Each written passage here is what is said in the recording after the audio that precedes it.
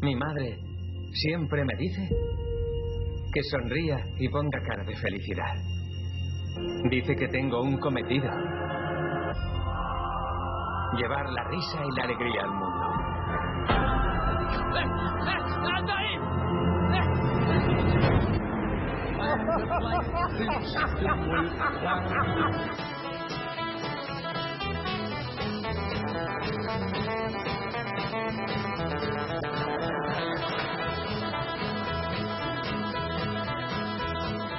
Bienvenidos a La Otra Aventura, un espacio dedicado al mundo de los libros. Kurt Vonnegut dijo: tanto la risa como las lágrimas son respuestas a la frustración y al cansancio. Yo prefiero reír, ya que hay menos que limpiar una vez que uno ha terminado. En efecto, el mundo se puede ver desde distintas perspectivas. Una de las más complejas, sobre todo para retratarlo, es el humor. El humor implica autocrítica, así como un conocimiento profundo de la naturaleza humana. No es posible reírse de algo que no se conoce, de algo que no se ha experimentado. Por si fuera poco, el humor es un arma poderosísima ante los hipócritas y la gente malintencionada. El humor desarma a muchos. Responder con un fino sentido del humor a una agresión nos puede salvar. Darío Fo decía: la sátira, una variante del humor, es el arma más eficaz contra el poder. El poder no soporta el humor, ni siquiera los gobernantes que se llaman democráticos, porque la risa libera al hombre de sus miedos. Hoy hablaremos del humor en la literatura y de la literatura en el humor, ese magnífico bálsamo para la vida que nos permite entenderla de una manera más clara y menos cuadrada. Como todas las semanas les recuerdo que fue Adolfo Bioy Casares quien escribió que leer era La Otra Aventura y que la primera era probablemente la vida misma. Estamos pues en La Otra Aventura.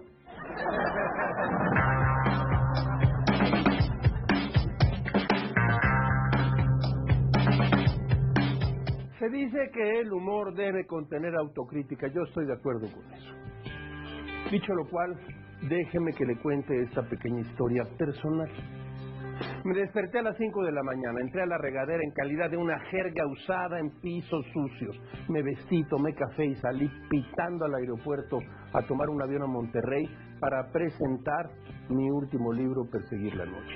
En estos tiempos uno puede encontrarse en la sala de abordar al mismísimo presidente de la República, pero no ocurrió así. Pasaron otras contingencias no menos urgentes. Amanece, se los digo y usted lo sabe, a las 7:08 de la mañana. Una señorita me recibe en el mostrador, me mira con cierta desconfianza y me informa esto. Escuche usted, por favor. Su boleto es para el próximo sábado, no este sábado. Me alarmo hasta el sudor en la frente. Tengo que salir ahora mismo, señorita. Subrayo fonéticamente la palabra señorita. Si me oye un activista de Me Too, me denuncia. Me dice: lo siento, solo si compra otro boleto. Corro por pasillos repletos de viajeros, compro un boleto carísimo, un robo. Ni hablar, tengo que presentar mi libro en Monterrey. ¿Quién ha cometido el error de darme un boleto para dentro de una semana? Pienso yo. Soy un fiscal de hierro cuando juzgo un grave error de ineptitud. Frente a los filtros me despojo del cinturón, el saco, el celular, la cartera, monedas, llaves, tiro todo sobre la charola. Atravieso limpio el arco, sin sonido de alarma. Me merezco un desayuno frugal y un descanso. He corrido como un despavorido. Pido 4 claras con una yema, huevos a la mexicana, un clásico de la frugalidad, un café putrefacto y agua mineral con hielo. Reaparece el fiscal de hierro. Los encargados del editorial me la pagan porque me la pagan. Miren que darme un boleto posfechado. Mientras desayuno me encierro en mi celular. Una rara estadística me informa que paso casi 3 horas al día frente a la pantalla. Ya lo sé, un horror. Se trata de una notificación. Me importa madre y me encierro en él. Noticias, Twitter, WhatsApp. Caigo inopinadamente en un mensaje en el cual la encargada del editorial me informa que mi presentación será la semana entrante. Me lo había enviado 5 días antes de esa mañana. Estoy convencido de que las benzodiazepinas han hecho un efecto catastrófico en mi mente. Doy un último bocado. El fiscal de hierro viene a ayudarme, pero me dice que no tengo perdón de Dios, que soy idiota. Intento buscar una relación entre los boletos de avión, el tiempo y la estupidez. No la encuentro. Abandono el aeropuerto por una extraña puerta. Pienso, siempre es medianoche.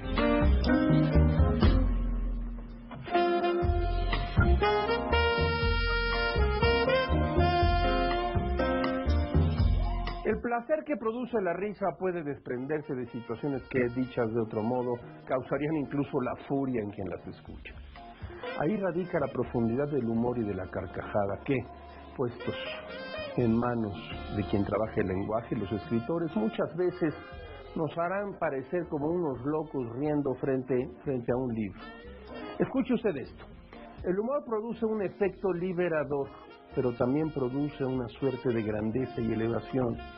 Esa grandeza radica en el triunfo del narcisismo, en la afirmación victoriosa de la invulnerabilidad del ego.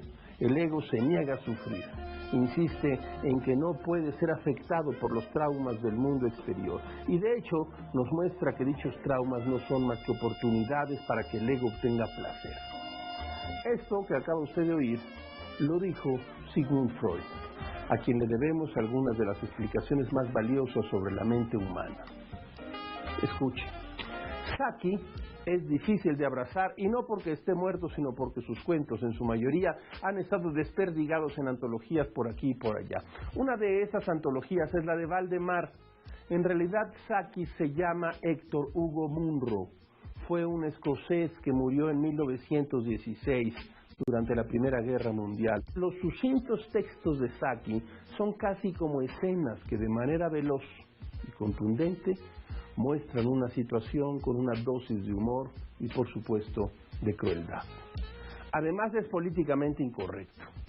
Saki es más o menos misógino y manifiesta un fastidio recalcitrante contra niños y tontos, así como usted lo oye. No muestra compasión alguna y sus letras son decididamente viperinas. En el fondo es un pesimista que se vale de la ironía y el humor para manifestar sus miedos y sus puntos de vista. Quizás su única arma era precisamente el humor. Él mismo era homosexual en una época en la que eran considerados antinaturales. Hoy en día el asunto ha cambiado. Saki decía esto: no soporto la posteridad, le encanta tener la última palabra. Busque sus cuentos, seguramente experimentarán la risa y la nostalgia. ¿Alguna vez ha usted considerado que Gogol fuera un autor cómico? Seguramente no en la tonalidad y la totalidad de su obra. Pero hay que reconocer que el humor permea el pesimismo, la necrofilia y lo grotesco. Dice el estudioso Juan Antonio Cardete que hay testimonios de que los obreros y empleados de las imprentas y tipógrafos se desternillaban de la risa, y es que el humor de Gogol es un humor desgarrado que pone en evidencia con mayor contundencia la desgracia y tontería humanas. Para este autor la risa es un instrumento para burlarse de la burocracia y la mezquindad. No pretende quitarle el dramatismo a lo que narra, sino acentuarlo por medio de situaciones absurdas. Lo invito a que lea sus cuentos para que confirme lo que le digo, o que lea su obra maestra, la obra maestra de Gogol, Las almas muertas. No por nada, Vladimir Nabokov lo llamó el más grande artista salido de Rusia, Gogol.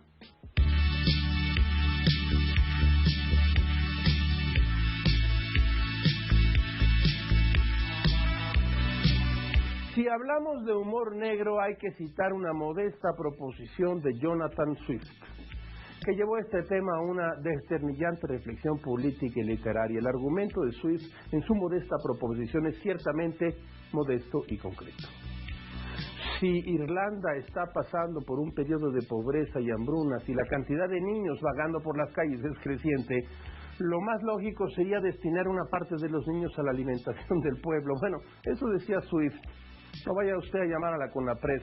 Quienes no tienen trabajo pueden vender niños y quienes pueden compartirlos tendrán la oportunidad de saborear una jugosa y tierna porción de carne. Es un texto clásico de Swift, obviamente satírico. El ensayo satírico de Swift es una dura crítica a los programas políticos, a la crisis económica, al mercantilismo, así como a las estadísticas empleadas por funcionarios públicos. Si a usted le gusta la lucidez de un texto ácido, breve y contundente, le recomiendo una modesta proposición del escritor Swift. Un texto clásico y sencillamente imperdible.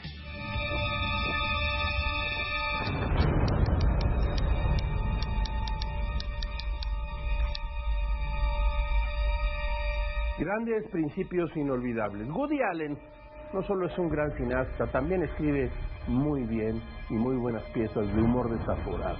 Como los vagoneros de las letras, le traemos aquí el principio de esta pieza que viene incluida en Cuentos sin plumas. Escúchelo usted.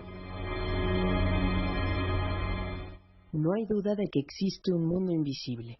El problema es, ¿queda muy lejos del centro y hasta qué hora está abierto? Continuamente se producen fenómenos inexplicables. Un hombre ve espíritus, otro escucha voces, un tercero se despierta y aparece corriendo en el Madison Square Garden. ¿Quién de nosotros no ha sentido alguna vez el contacto de una mano glacial en la nuca cuando estábamos solos en casa? Yo no, a Dios gracias, pero los hay que sí. ¿Qué hay detrás de estas experiencias? O delante de ellas, ya que estamos en el tema. ¿Es cierto que hay hombres capaces de antever el futuro o de comunicarse con espíritus? ¿Y puede uno ducharse después de la muerte? Afortunadamente, estas preguntas acerca de los fenómenos psíquicos han sido contestadas en un libro de próxima publicación, Boo, cuyo autor es el Dr. Oswald Mulford Welch, el prestigioso parapsicólogo y profesor de ectoplasma en la Universidad de Columbia.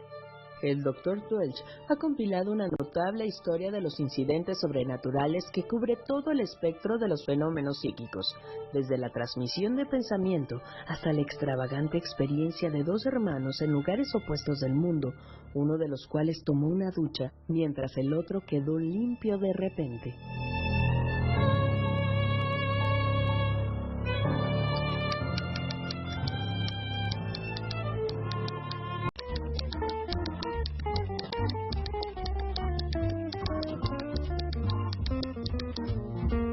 De la mesa de novedades, Carlos Velázquez ha publicado Aprende a amar el plástico en Ediciones Callarén, el segundo libro que publica ya en este editorial. El anterior es El Pericazo Sarmiento y fue un libro, de éxito notable, de gran recepción. Dice Mariana H. La literatura de Carlos Velázquez tiene los huevos bien puestos. Cuando habla de su tierra, de su excéntrica vida amorosa, de sus drogas y su música, es siempre brillante y pasado de lanza, dice Mariana H. En sus crónicas, Velázquez no concede, no utiliza los lugares comunes y el exceso de adjetivos en la crítica musical puede hacer pedazos a bandas o personajes icónicos sin piedad, pero siempre con argumentos, y cuando se trata de sublimar sus experiencias musicales, ya sea pop, rock o música norteña, es capaz de conmover al más descorazonado lector. Aprende a amar el plástico. Es, sin duda, una forma de construir un gusto. Ediciones Callarén. Mire usted lo que tengo aquí. Literatura Random House Mondadori, Philip Roth. ¿Por qué escribir? Ensayos, entrevistas y discursos. 1960-2013. Aquí lo que tenemos son ensayos sobre el gusto de Philip Roth, entrevistas que le hicieron a lo largo del tiempo, en donde se nos presenta y hay un retrato de este autor que yo considero uno de los mejores del siglo XX y parte del siglo XXI. Un día dijo que dejaría de escribir y tiempo después murió. Déjeme que le lea sencillamente un párrafo de una entrevista que le hizo en el Nouvel Observateur Alan Finkielkraut. Escuche por favor usted esta respuesta. Se trata de una entrevista que era un duelo serio.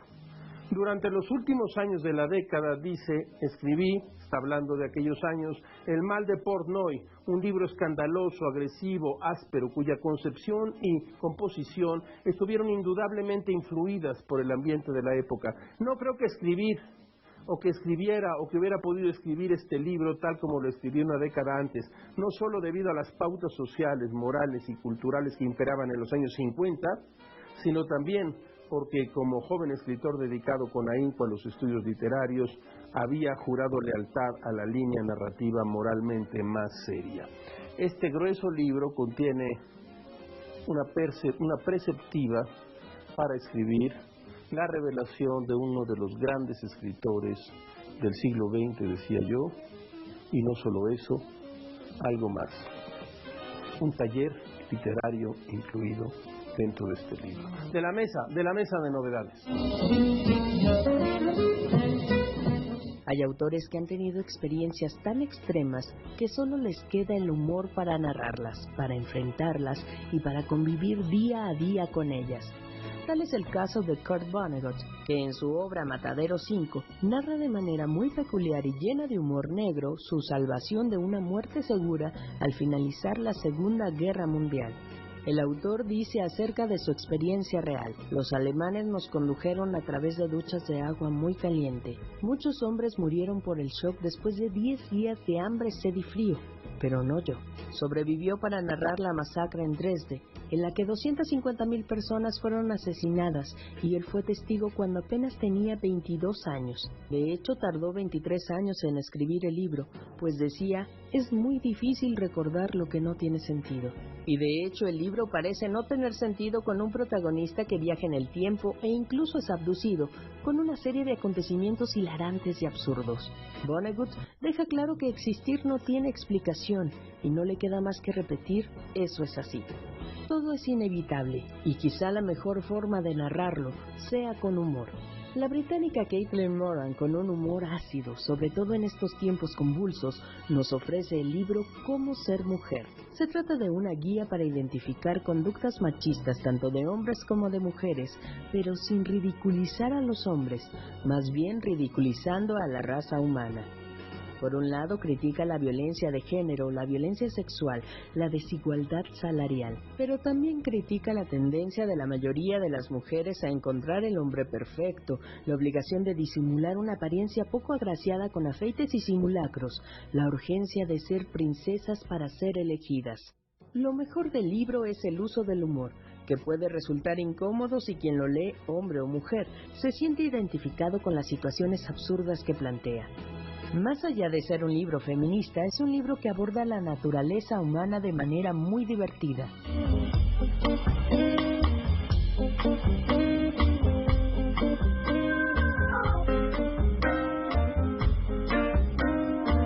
Le cuento lo siguiente, la crueldad es probablemente una de las formas más terribles del comportamiento humano. No pocas veces está acompañada de una de las emociones más espontáneas, la risa. Solo la risa logra superponerse al asco y la repulsión que nos puede causar un suceso. De la crueldad, autores como Francisco Tario han elaborado una compleja estética literaria. Un gran ejemplo de ello es uno de sus libros, Una violeta más. Mire, lo que tengo aquí, por cierto, es una antología en ediciones Callarena, realizada por Alejandro Toledo, de la obra de Francisco Tario. No hay otra, por cierto, antología hoy en día integral, como esta que ha hecho Alejandro Toledo. En este libro, Tario presenta un mundo esperpéntico, horrendo, difícil de mirar. Narradores y protagonistas son cosificados o animalizados y el mundo de la vigilia se mezcla con el de la pesadilla. Cada relato distorsiona de forma sistemática la realidad para exponer una visión de la naturaleza humana regida por lo siniestro y lo sórdido, suicidios, asesinatos de diversa índole, actos de canibalismo y vampirismo. Así como lo oye usted, si le interesa eso, mire, aquí hay un libro para usted. Burla ante el dolor de seres queridos o personajes que solo pueden ser saciados con las perversiones más insólitas. Recordemos, por ejemplo, otro cuento que viene también aquí, Ortodoncia. En este breve relato, Tario nos cuenta la historia de un padre que es el objeto de burla de su familia por haber perdido la dentadura.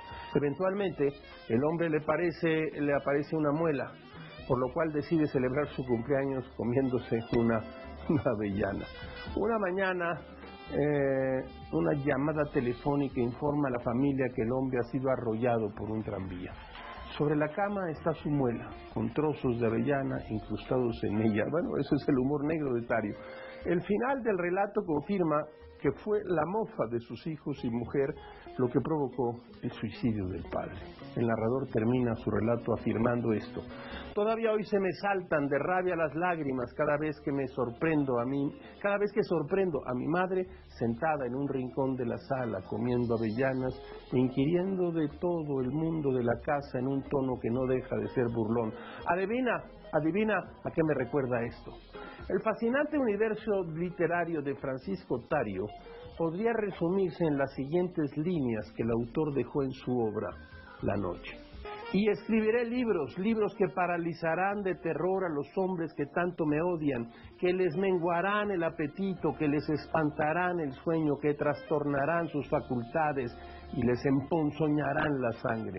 Libros que expondrán con precisión inigualable lo grotesco de la muerte, la execrable enfermedad, lo risible de la religión, lo mugroso de la familia y lo nauseabundo del amor. Libros, en fin, que estrangulen las conciencias, que aniquilen la salud, que sepulten los principios y trituren las verdades. Francisco Tario. Hemos hablado de Guillermo Sheridan, que es un autor de artículos y de crónicas notablemente bien puestas que hacen reír y pensar. Y tengo aquí este libro que no es precisamente de humor, pero casi de humor: Paseos por la calle de la amargura y otros rumbos mexicanos. Por cierto, Sheridan ha sido distinguido hace apenas unos días con el premio Jorge Ibargüengoitia. Juan Villoro, ¿hay vida en la tierra? Almadía. Juan Villoro, desde hace muchos libros y de hace muchas crónicas, dio con un tono ligero y un tono de humor que realmente puede acercar no solo a muchos lectores, sino a muchos de los que han leído Ibargüengoitia. Y no puedo irme sin presentarles esto. Mire usted, Groucho Marx, los hermanos Marx, Memorias de un amante sarnoso, Groucho y Chico abogados, el ABC de Groucho. Los hermanos Marx son un concentrado del humor inteligente.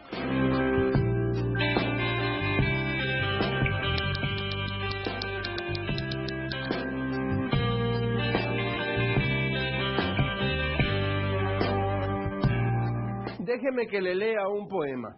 Roberto Juarros, Poesía Vertical, 1983-1993, el gran poeta argentino. Así llamó a toda su poesía, Poesía Vertical. Escuche usted: despertar es siempre una difícil emergencia.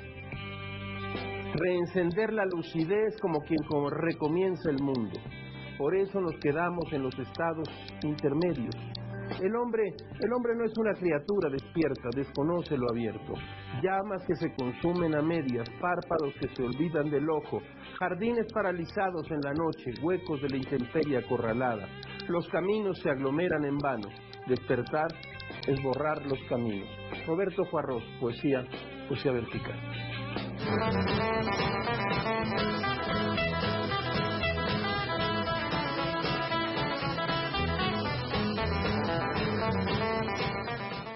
Usted encontrará en esta ventana un escenario por el que pasan como ráfagas la felicidad de las frases célebres, los aforismos, las máximas.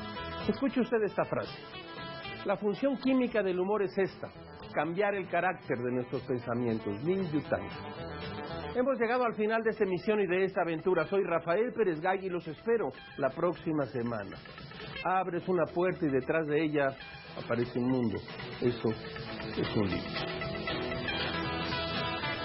De hecho, este es el final de la película. Son muy amables.